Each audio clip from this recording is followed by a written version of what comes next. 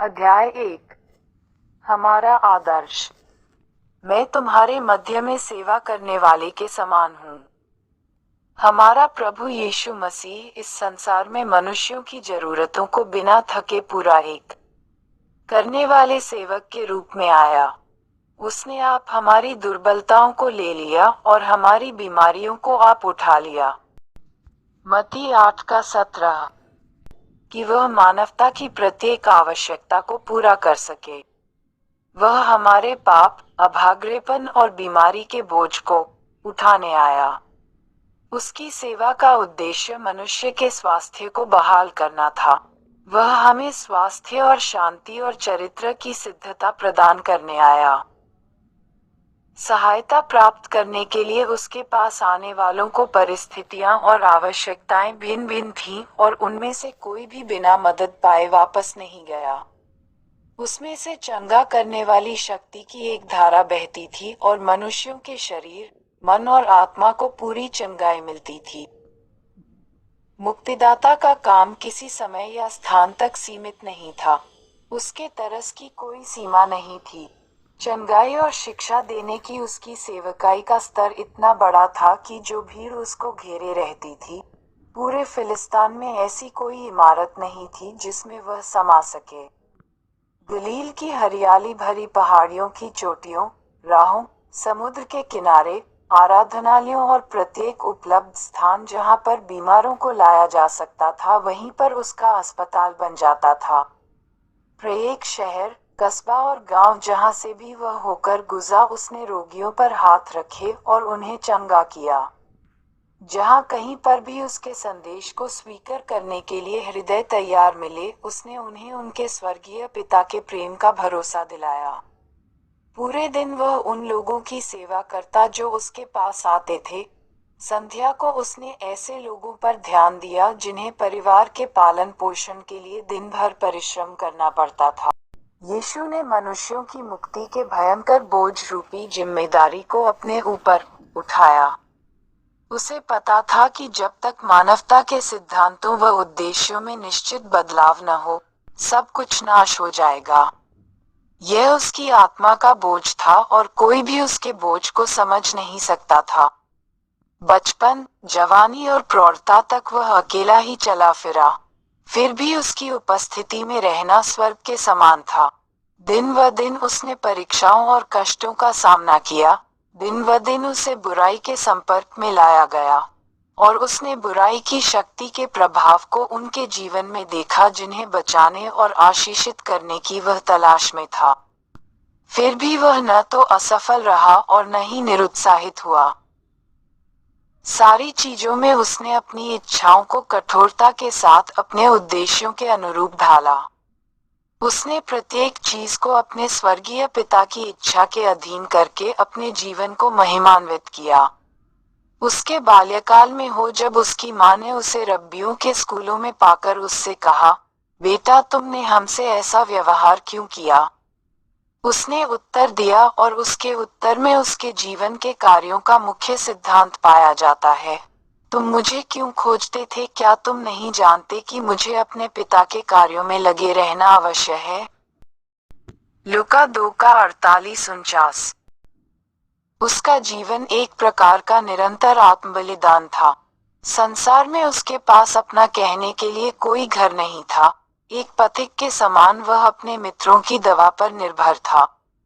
वह हमारे लिए सबसे अधिक दरिद्रता का जीवन जीने और जरूरतमंदों तथा पीड़ितों के बीच में काम करने और चलने फिरने के लिए आया। जिन लोगों के लिए उसने बहुत कुछ किया था, उन लोगों के बीच में वह बिना किसी पहचान और बिना किसी सम्मान के चला फिरा। वह सदैव ही प्रसन्नचित्त और धैर्यवान बना रहा तथा दुखी लोग उसे जीवन और शांति के दूत के रूप में सम्मान देते थे। उसने स्त्री पुरुषों और बच्चों की आवश्यकताओं को देखा और उसने प्रत्येक को निमंत्रण दिया, तुम मेरे पास आओ। अपनी सेवकाई के दौरान यीशु ने प्रचार से अधिक समय चंगाई देने में लगाया। उसके आश्चर्यकर्म उसके सत्य वचनों की साक्षी देते थे कि वह नाश करने नहीं बल्कि बचाने के लिए आया था। जहाँ भी वह गया उसकी दया की खुशखबरी उससे पहले वहां पहुंच गई। वह जहां से गुजरा उसकी दया के पात्रों को स्वास्थ्य की खुशी मनाते हुए और प्राप्त हुई नवीन शक्तियों को आजमाते हुए देखा गया। भीड़ उनके चारों तरफ एकत्रित होकर उनके होंठों से उन कार्यों की चर्चा सुना करती थी जो प्रभु ने उनके लिए किए थे। उसकी आवाज ही वह पहली ध्वनि थी जो बहुतों ने पहली बार सुनी थी। उसका नाम ही वह पहला शब्द था जिसको बहुतों ने पहली बार बोला था। उसका चेहरा ही वह पहली छवि थी जिसको अंधों ने पहली बार देखा था। वे यीशु से क्यों कर प्रेम न करते और उसकी महिमा का वर्णन क्यों कर न करते। वह जिस शहर व कस्बे से होकर गया वह जीवन देने वाली महान धारा के समान था जो खुशी और आनंद ही बिखेरती हो। जबूलून और नप्तली के देश, झील के मार्ग से यरदन के पार, अन्य जातियों का गलील जो लोग अंधकार में बैठे थे, उन्होंने बड़ी ज्योति देखी, और जो मृत्यु के देश और छाया में बैठे थे, उन पर ज्योति चमकी। मत्ती 4 का 15-16। मुक्तिदाता ने चंगाई के प्रत्येक सुअवसर को मन और आत्मा में स्वर्गीय सिद्धांतों को बैठाने के लिए प्रयोग किया। उसके कार्य का यही उद्देश्य था। उसने सांसारिक आशीमें इसलिए दी कि लोगों के दिलों को उसके अनुग्रह के सुसमाचार की ओर आकर्षित कर सके। यीशु को यहूदी राज्य के शिक्षकों के मध्य में सबसे ऊंचा स्थान मिल सकता था, परंतु उसने गरीबों को सुसमाचार देना अधिक पसंद किया। वह एक स्थान से दूसरे स्थान को गया कि जो राजमार्गों या सड़कों के किनारे हों वे सत्य की आवाज को सुन सकें। समुद्र के किनारे, पहाड़ियों पर, नगरों की सड़कों और आराधनालयों में पवित्र शास्त्र का वर्णन करते हुए उसकी वाणी को सुना गया। उसने मंदिर के बाहरी आंगन में सिखाया ताकि गैर यहूदी उसके वचनों को सुन सकें। मसीह की शिक्षा शास्त्रियों और फरीसियों के वचन की व्याख्या से इतनी भिन्न थी कि उसने सुनने वालों के ध्यान को अपनी ओर आकर्षित किया। रब्बी लोग वचन से अधिक परंपराओं और मनुष्य निर्मित सिद्धांतों तथा अटकलों पर निर्भर रहते थे। वे लोग प्रायः वचन को छोड़कर जो कुछ मनुष्यों ने वचन के विषय में कहा है बताया करते थे। मसीह की शिक्षा का विषय तो परमेश्वर का वचन होता था। उसने प्रश्नों का सामना सीधे साधे शब्दों में ये कहते हुए किया, लिखा है, वचन क्या कहता है? तू कैसे पढ़ता है? प्रत्येक सुअवसर पर जब कभी किसी शत्रु या मित्र ने रुचि दिखाई तो उसने केवल वचन को ही प्रस्तुत किया। स्पष्टता एवं शक्ति के साथ उसने सुसमाचार संदेश का प्रचार किया। उसने वचनों के द्वारा कुलपतियों और नबियों की शिक्षाओं पर प्रकाश डाला और पवित्र शास्त्र लोगों के सामने एक प्रकाशन के समान खुलता चला गया। उसके सुनने वालों ने परमेश्वर के वचन में इससे पहले ऐसी गहराई कभी भी नहीं देखी थी। मसीह के समान अब तक कोई दूसरा प्रचारक नहीं हुआ। वह तो स्वर्ग का राजा था, किंतु नम्र बनकर उसने हमारा स्वभाव धारण किया कि वह मनुष्य से मनुष्य के स्तर पर जाकर मिल सके। अमीर, गरीब, स्वतंत्र व दास सभी लोगों के लिए वाचा का दूत मसीह उद्धार का सुसमाचार लेकर आया।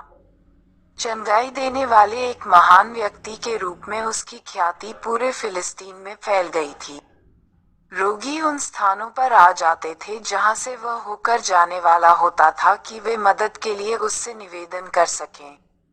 उसके वचनों को सुनने के लिए और उसके हाथ का स्पर्श पाने के लिए बहुत से चिंतित लोग आते थे। इस प्रकार महिमा का राजा नम्रता के लिबास में होकर एक शहर से दूसरे शहर, एक कस्बे से दूसरे कस्बे में सुसमाचार का प्रचार करता और रोगियों को चंगा करता हुआ घूमता फिरता रहा। उसने राष्ट्र के महान वार्षिक पर्वों में भाग लिया और इन पर्वों के बाहरी समारोहों में खोई हुई भीड़ से उसने स्वर्गीय वस्तुओं के विषय में बातचीत की जिससे उनकी आंखें अनंत को देख सकें। प्रत्येक के लिए उसने स्वर्गीय बुद्धि के भंडारों को खोल दिया। उसने उनसे ऐसी सरल भाषा में बातें की जिससे वे आसानी से समझ सकें। अपने ही विशेष तरीके से उसने उन सब की सहायता की जो कष्ट और दुख में फंसे हुए थे। अपनेपन की कोमलता और अनुग्रह से परिपूर्ण होकर उसने पाप की रोगी आत्माओं को चंगाई और शक्ति प्रदान की। शिक्षकों के सरदार ने लोगों की सर्वाधिक जानी पहचानी वस्तुओं के द्वारा उनके दिलों तक पहुंचने का रास्ता बनाया। उसने सत्य को इस प्रकार से प्रस्तुत किया कि सुनने वालों के स्मृतिपटल पर पवित्रता और संवेदनाओं के साथ उभरता रहे। उसकी शिक्षा एकदम सरल, उसके उदाहरण एकदम उचित तथा उसके शब्द इतने सहानुभूति भरे और प्रसन्नता प्रदान करने वाले होते थे कि सुनने वाले मंत्रमुग्ध हो जाते थे। जिस सादगी और उत्सुकता से उसने जरूरतमंद लोगों को सिखाया कि प्रत्येक शब्द पवित्र बन गया। उसका जीवन कितना व्यस्त था। दिन प्रतिदिन उसे आवश्यकता और दुखों से भरे गरीबों के घरों में प्रवेश करते और बोझ से दबे हुए लोगों से आशा और शांति के वचन बोलते हुए देखा जा सकता था। अनुग्रह, दया और करुणा से पूर्ण होकर वह झुके हुओं को उठाने और दुखी लोगों को सांत्वना देने के लिए जाता था। जहां कहीं भी वह गया, वह आशीषें लेकर गया। निर्धनों की सेवा करते समय उसने धनवानों तक पहुंचने की राहें तलाशने का कार्य भी किया। उसने अमीर और सभ्य फरीसियों, कुलीन यहूदियों और रोमी शासकों से जान पहचान बढ़ाने का प्रयास किया। उसने उनके निमंत्रण स्वीकार किए, उनके उत्सवों में शामिल हुआ और उनके कार्यों तथा रुचियों को समझा कि वह उनके हृदय तक पहुंचकर कभी नाश न होने वाले धन से उनका परिचय करवा सके। मसीह इस संसार में ये दिखाने आया कि स्वर्गीय सामर्थ्य प्राप्त करके मनुष्य एक निष्पाप जीवन जी सकता है। अथक धैर्य और सहानुभूति से सहायता करते हुए उसने लोगों की आवश्यकताओं को पूरा किया। अपने प्रेममय स्पर्श से उसने आत्मा से अशांति और संदेह को दूर करके शत्रुता को प्रेम में तथा अविश्वास को दृढ़ विश्वास में बदल दिया। वह जिससे चाहे कह सकता था कि मेरे पीछे आओ, और जिसे उसने संबोधित किया वह उठकर उसके पीछे हो लिया। संसार का आकर्षण जाता रहा। उसकी आवाज को सुनकर आत्मा से लालच और महत्वाकांक्षा भाग गई, और मनुष्य उठकर उद्धारकर्ता के पीछे चलने लगे। भाईचारे का प्रेम। मसीह ने राष्ट्रीयता, पद अथवा पंथ में पाए जाने वाले अंतर को स्वीकार नहीं किया। शास्त्रियों और फरीसियों की इच्छा थी कि स्वर्ग के उपहार को केवल अपने तक सीमित रखकर परमेश्वर के शेष परिवार को स्वर्ग से अलग रखा जाए।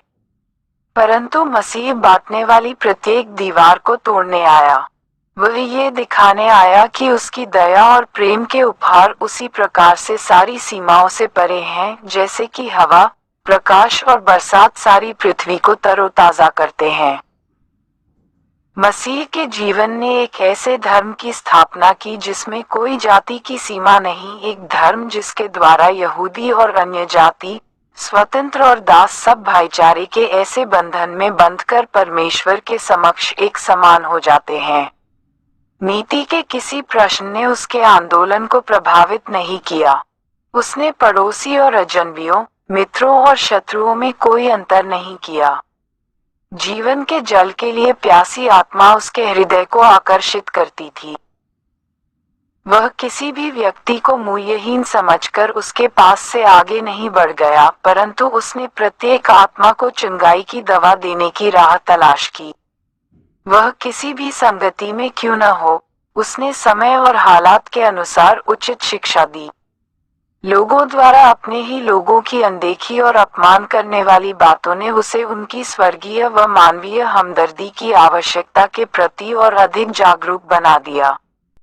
निराशात्मक और सबसे अधिक असभ्य लोगों को आशा दिलाते हुए उनके सामने उसने यह आश्वासन रखा कि वे भी निर्दोष, अहिंसक बनकर उस चरित्र को प्राप्त कर सकते हैं जो परमेश्वर की संतानों में दिखाई देना चाहिए।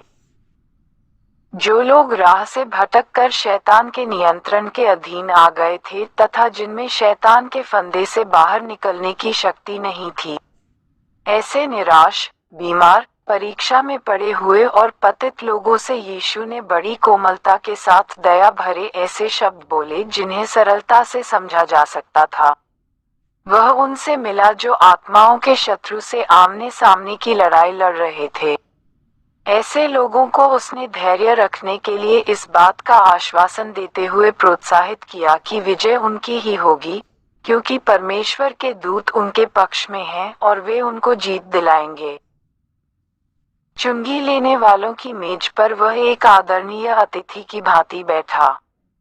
सहानुभूति और सामाजिक दयालुता के साथ उसने ये दिखाया कि वह मानवता का आदर करता था और लोगों ने उसके विश्वास के योग्य बनने की इच्छा व्यक्त की। उनके प्यासे दिलों पर उसके शब्द जीवनदायक शक्ति की आशीष के रूप में पड़े। उनमें नई चेतना जाग उठी थी और समाज के तिरस्कृत लोगों के लिए नए जीवन की संभावना के द्वार खुल गए। यद्यपि यीशु एक यहूदी था, फिर भी वह अपने राष्ट्र के फरीसियों के नियमों को नकारते हुए सामरी लोगों में स्वतंत्र रूप से घुला मिला। उनके पूर्वाग्रह के सामने उसने इस तुच्छ जाति के लोगों के सेवा सत्कार को स्वीकार किया। वह उनके साथ उनकी छत के नीचे सोया, उनके द्वारा बनाया और परोसा गया भोजन किया, उनकी गलियों में शिक्षा दी और उनके साथ बड़ी दया और नम्रता से व्यवहार किया। उसने मानवीय सहानुभूति से उनके हृदयों को अपनी ओर आकर्षित किया। उसके ईश्वरीय अनुग्रह ने उन्हें वह उद्धार प्रदान किया जिसे यहूदियों ने ठुकरा दिया था। व्यक्तिगत सेवा। यीशु मसीह ने उद्धार के सुसमाचार को फैलाने के लिए किसी अवसर की अनदेखी नहीं की। उस सामरी स्त्री से बोले गए उसके अद्भुत शब्दों को सुनिए। जब वह स्त्री पानी भरने के लिए आई, वह याकूब के कुएं के पास बैठा था। जब उसने उस स्त्री से एक उपकार करने के कहा तो स्त्री के आश्चर्य का ठिकाना न रहा। उसने कहा, मुझे पीने के लिए पानी दे दो। वह ठंडा पानी पीना चाहता था और बातचीत करने के लिए भूमिका बना रहा था कि किसी प्रकार से वह उस स्त्री को जीवन का जल दे सके। ऐसा कैसे हो सकता है? स्त्री ने कहा कि तू एक यहूदी होकर मुझ सामरी स्त्री से क्यों पानी मांगता है? क्योंकि यहूदी सामरियों के साथ किसी प्रकार का व्यवहार नहीं रखते। यीशु ने उत्तर दिया, यदि तू परमेश्वर के वरदान को जानती और यह भी जानती कि वह कौन है जो तुझसे कहता है, मुझे पानी पिला, तो तू उससे मांगती और वह तुझे जीवन का जल देता। जो कोई इस जल को पिएगा वह फिर प्यासा होगा, परंतु जो कोई उस जल में से पिएगा जो मैं उसे दूंगा, वह फिर अनंत काल तक प्यासा न होगा, वरन जो जल में उसे दूंगा वह उसमें एक सोता बन जाएगा जो अनंत जीवन के लिए उमड़ता रहेगा। यूहन्ना 4:7-14। इस अकेली स्त्री में यीशु ने कितनी रुचि दिखाई। उसके शब्द कितने जोशीले और पूर्ण थे। जब स्त्री ने इन शब्दों को सुना, वह अपना घड़ा छोड़कर शहर में चली गई और अपने मित्रों से कहने लगी, आओ एक मनुष्य को देखो जिसने सब कुछ जो मैंने किया मुझे बता दिया। कहीं यही तो मसीह नहीं है? हम पढ़ते हैं कि उस शहर के बहुत सामरियों ने उस पर विश्वास किया। यूहन्ना 4:29-39। और इस बात का अनुमान कौन लगा सकता है कि इन शब्दों के असर से अब तक कितनी आत्माएं बचाई होंगी? जहां कहीं भी सत्य को स्वीकार करने के लिए दिल खुले हुए हैं, मसीह उन्हें सिखाने के लिए तैयार रहता है। वह उनके सामने दिलों को पढ़ने वाले पिता और उसकी सेवाओं को प्रकट करता है। ऐसों के लिए वह किसी दृष्टांत का प्रयोग नहीं करता। उनसे तो कुएं के पास मिलने वाली स्त्री की तरह वह कहता है, मैं जो तुझसे बोल रहा हूँ, मैं वही हूँ। यीशु सारे गलील में फिरता हुआ उनके आराधनालयों में उपदेश करता और राज्य का सुसमाचार प्रचार करता और लोगों की हर प्रकार की बीमारी और दुर्बलता को दूर करता रहा, और सारे सीरिया देश में उसका यश फैल गया। और लोग सब बीमारों को, जो नाना प्रकार की बीमारियों और दुखों में जकड़े हुए थे और जिनमें दुष्टात्माएं थीं, और मिर्गीवालों और लकवे के रोगियों को, उसके पास लाए और उसने उन्हें चंगा किया। मत्ती 4 का 23 से 25।